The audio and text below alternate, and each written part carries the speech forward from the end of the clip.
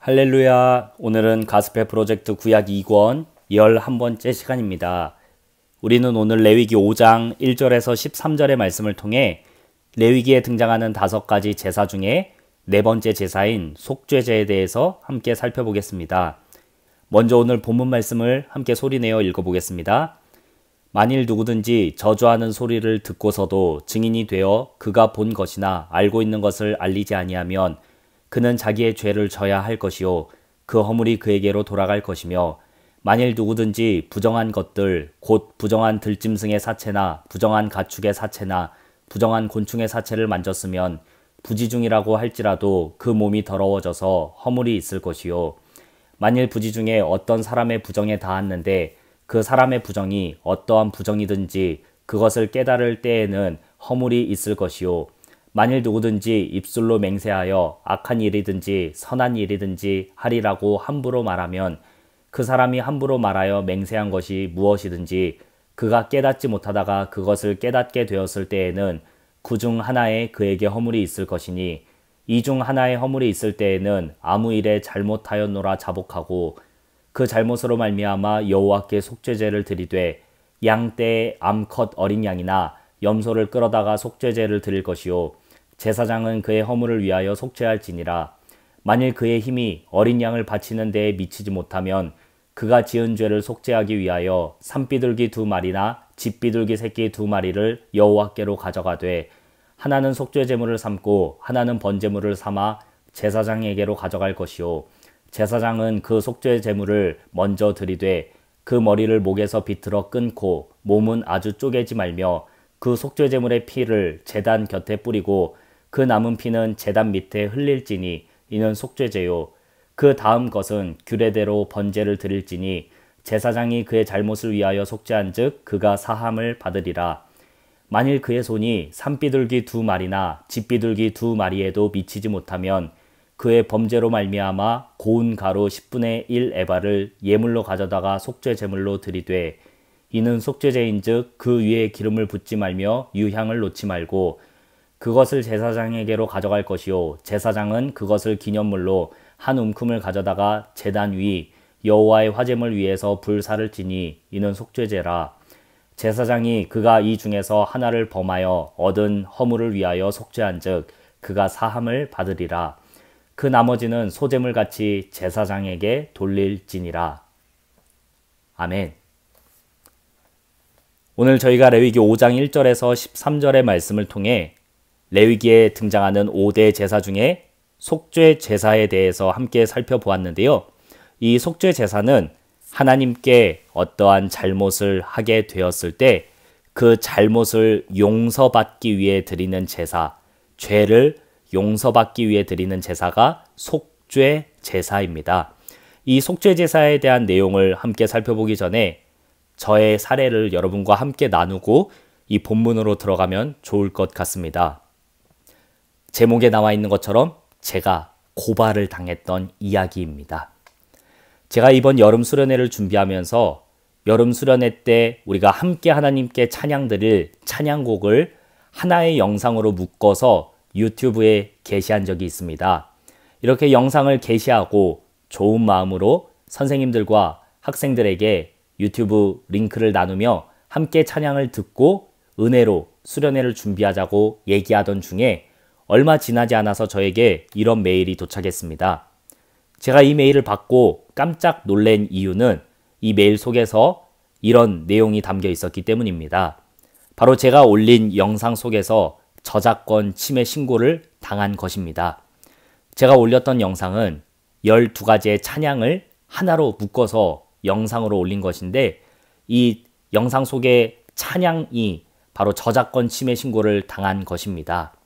지금은 잘 해결이 되었지만 제가 이때 영상 때문에 신고를 당한 뒤에 몇 가지 중요한 교훈을 얻을 수 있었습니다. 그것은 바로 제가 아무리 좋은 의도를 갖고 이 영상을 올렸다 하더라도 그것이 법에 위촉되면 그것이 죄가 될 수 있다는 것입니다. 두 번째는 제가 이것이 범죄라는 사실을, 위법이라는 사실을 모르고 영상을 올렸다 하더라도 이것이 법에 위반되면 이렇게 신고를 당할 수 있다는 것을 배웠습니다. 제가 이렇게 속죄죄에 대한 말씀을 살펴보기 전에 제가 고발당했던 내용, 저작권 침해 신고를 당했던 내용을 함께 살펴본 이유는 바로 우리가 오늘 살펴본 속죄 제사의 말씀 속에서도 우리의 죄에 대한 내용이 담겨 있습니다. 우리가 레위기 5장 1절에서 13절의 말씀을 살펴보면서 하나님께 잘못을 했을 때 속죄 제사를 드린다고 말씀드렸는데, 그렇다면 과연 그 잘못, 과연 무엇이 죄인가에 대한 기준을 우리가 먼저 생각해 볼 수 있습니다. 레위기 5장 1절과 2절과 3절에서는 사람의 죄에 대해 어떠한 경우에 속죄 제사를 드려야 하는지를 세 가지로 나눠서 얘기하고 있는데요. 먼저 5장 1절에서는 죄를 이렇게 얘기합니다. 어떤 사람이 아무에게도 알리지 않고 잘못을 저질렀다 하더라도 그것이 그 사람의 허물이 되고 죄가 되기 때문에 속죄 제사를 드려야 한다 라고 5장 1절에 기록이 돼 있고요. 5장 2절에서는 만일 어떤 사람이 어떠한 행동을 했는데 그 행동을 자기가 어떠한 의미인지 모르고 했다 하더라도, 부지중에 했다 하더라도 그것이 잘못이 되면 그 잘못 때문에 하나님께 속죄 제사를 드려야 된다 라고 2절에서 얘기하고요. 마지막 5장 3절에서는 어떤 사람이 부지중에 어떠한 일을 했다가 그것이 잘못이라는 사실을 깨닫게 되면 그 잘못 때문에 하나님께 속죄 제사를 드려야 한다 라고 얘기하고 있습니다.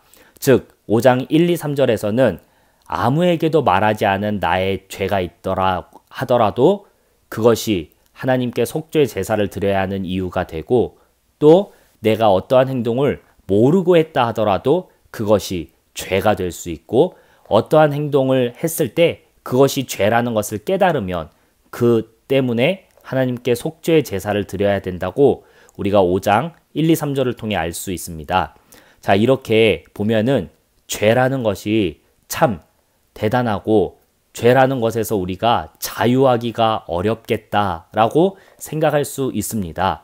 왜냐하면 아무도 모른다 해도 그것이 죄가 되고 나조차도 모르고 한 행동이 죄가 될 수 있다는 것을 얘기하면서, 또 내가 어떠한 행동이 죄가 된다는 것을 깨달으면 그것이 죄가 된다는 것을 보면서 우리는 죄에서 자유할 수 없겠다. 아, 내가 살면서 한 번이라도 죄를 안 짓고 살아가기가 어렵겠구나 라고 생각해 볼 수 있습니다. 그런데 이렇게 레위기 5장 1절, 2절, 3절 세 절의 말씀을 통해서만 살펴보더라도 죄에 대해서 이렇게 엄격하게 다루고 우리가 죄에서 자유할 수 없겠다 생각을 하는데, 하물며 온 세상을 창조하시고 우리의 모든 행동과 생각과 중심을 알고 계시는 하나님의 심판대 앞에 선다면 우리는 과연 우리가 하나님 앞에서 핑계를 할 수 있을까요? 우리가 어떠한 일을 모르고 했습니다. 아무도 모를 거라 생각했던 그 일을 하나님이 알고 계시고 내가 모르고 한 행동이 죄가 된다는 것을 하나님께서 짚어주시고, 또 내가 지은 모든 죄를 하나님께서 하나도 잃어버리지 않으시고 다 알고 계신다면 우리는 정말 두려운 마음으로 하나님의 심판대 앞에 설 것입니다. 이렇게 제가 잘 모르고 올린 영상 하나 때문에 고발을 당한 이야기에서부터 이스라엘 백성들이 속죄제를 드려야 하는 세 가지 죄에 대한 이유를 살펴보면서 우리는 누구도 죄에서 자유할 수 없고, 특히 하나님의 심판대 앞에서 그 누구도 자랑스럽게 설 수 없고 두렵고 떨리고 부끄러운 마음으로 하나님의 심판대 앞에 설 수밖에 없다는 것을 이 말씀을 통해서 우리가 살펴볼 수 있습니다. 사랑하는 여러분, 그렇다면 이제 우리 모두가 죄인이고 죄에서 자유할 수 없다는 것을 이 말씀을 통해서 살펴보았는데요. 그렇다면 죄를 지은 사람들에게 하나님께서는 어떤 판결을 내리시는지 우리 6절과 7절과 11절의 말씀을 통해 계속 살펴보겠습니다. 레위기 5장 6절에서는 먼저 속죄 제사를 드릴 때 이렇게 드리라고 얘기하고 있습니다. 암컷 어린 양이나 염소를 끌어다가 하나님께 제사를 드려라 라고 얘기합니다. 여기서 얘기하는 속죄 제사는 제사를 드리는 사람이 자신의 죄를 위해서 암컷 어린 양이나 염소를 가져와야 된다고 얘기하고 있습니다. 그리고 이 동물을 제사로 드릴 때에는 이 동물을 가져온 사람이 그 동물의 머리 위에 손을 얹고 자신의 죄를 이 동물에게 모두 옮겨가게 해야 합니다. 그 뒤에 내 죄를 짊어진 이 동물, 죄가 없지만 나의 죄 때문에 죽는 이 동물을 죽여서 태워서 하나님께 드리는 제사가 바로 속죄 제사입니다. 그런데 만일 어떤 사람이 속죄를 드려야 하는데 어린 양이나 염소를 드릴 만한 형편이 되지 않는다면 5장 7절에서는 비둘기를 2마리 잡아서 하나님께 제사를 드리라고 얘기하고 있습니다. 여기서 얘기하는 비둘기는 산 비둘기 또는 집 비둘기인데요. 만일 비둘기를 구하기 어렵다면 들로 나가서 산으로 나가서 비둘기를 2마리 잡아서 하나님께 드리라는 얘기입니다. 그런데 만일 어떤 사람이 비둘기조차 드릴 형편이 안 되거든 5장 11절에서는 이렇게 얘기합니다. 그 사람이 먹는 곡식, 그 사람이 먹는 식량을 갈아서 고운 가루에 10분의 1을 하나님께 드리라고 얘기합니다. 즉 우리가 이 말씀을 보면서 죄에는 반드시 희생이 따르고 죄에는 반드시 그 대가가 따른다는 것을 살펴볼 수 있습니다. 먼저는 어린 양이나 염소를 드려야 하는데 혹시 형편이 안 된다거든 비둘기를 잡아서 드려야 하고 그것도 안 되거든 그 사람이 먹는 곡식, 생명의 양식을 하나님께 드리는 희생이 필요합니다. 이처럼 우리는 모든 죄에는 그의 대가가 따르고 그의 삭시 따른다는 것을 살펴볼 수 있습니다.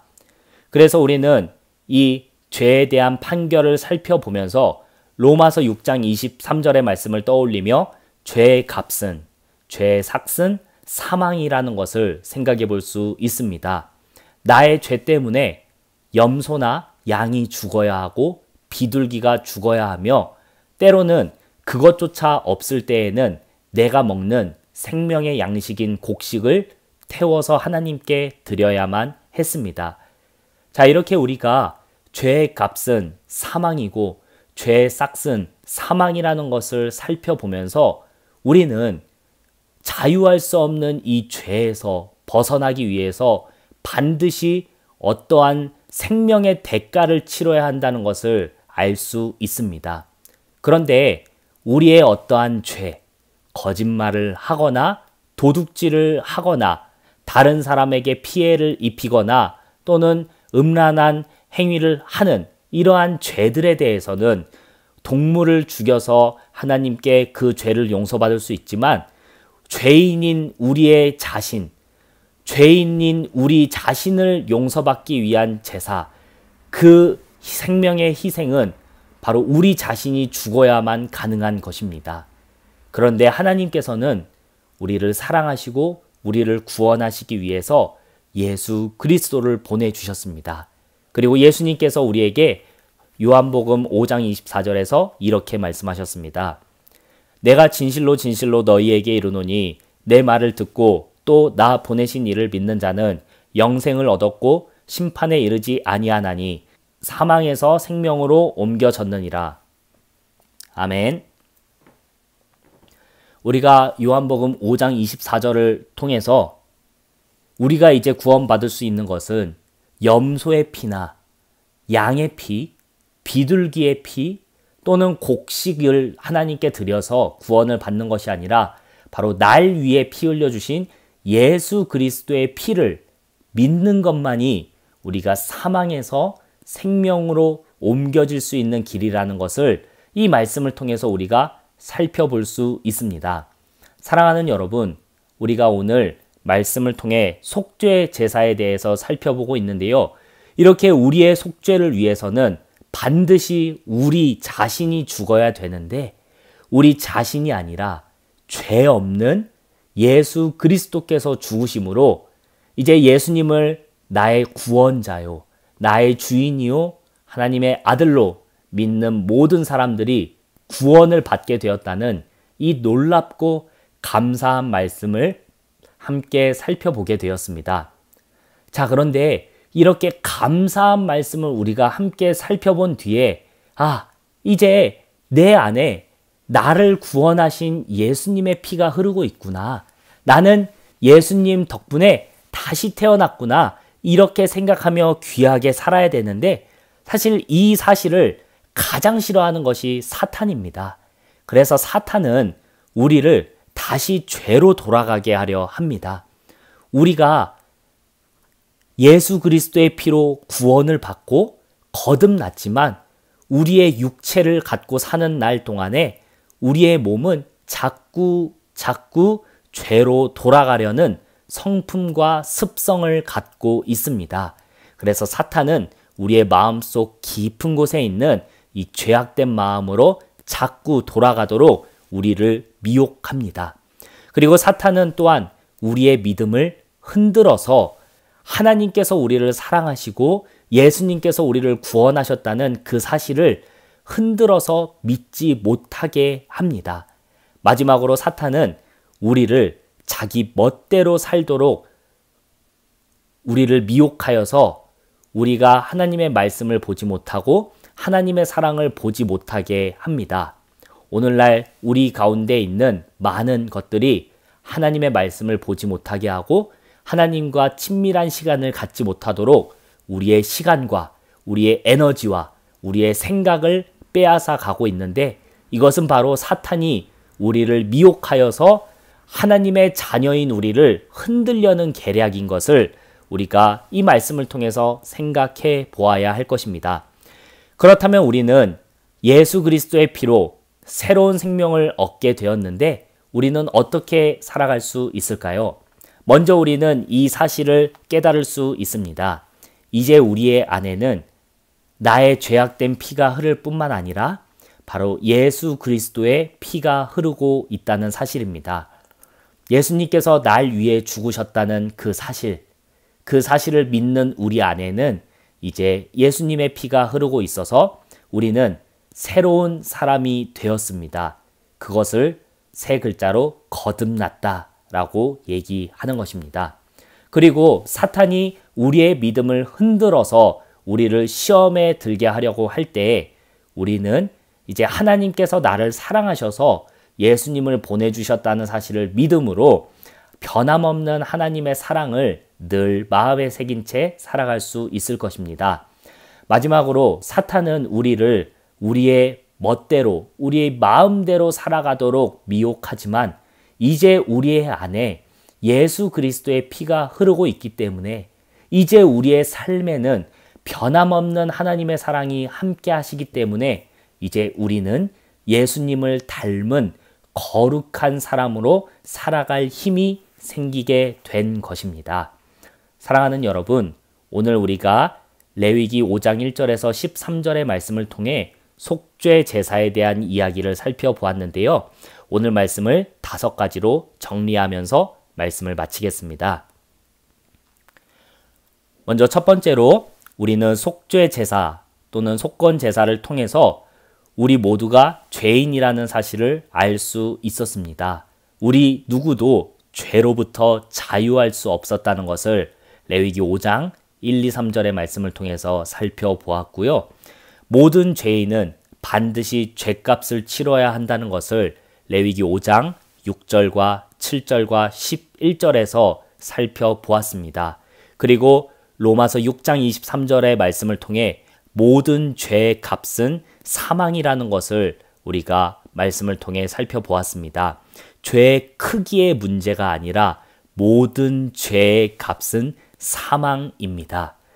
이렇게 우리가 죄의 심각성과 죄가 얼마나 두려운 것인지를 생각해 보게 되었는데요. 예수님께서 날 위해 죽으신 것을 믿는 자들은 사망에서 영생으로 옮겨졌다는 요한복음 5장 24절의 말씀을 또한 우리가 함께 살펴보면서 하나님께서 우리를 얼마나 사랑하시는지, 이제 우리가 구원을 받기 위해서는 열심히 하나님의 말씀을 지키고 열심히 선하게 착하게 사는 것이 아니라 오직 예수 그리스도를 믿는 것만이 사망에서 생명으로 옮겨지는 것이라는 놀라운 은혜의 말씀을 살펴보았습니다. 그런데 이 놀라운 은혜의 말씀을 4번에 나와 있는 것처럼 사탄이 가장 싫어합니다.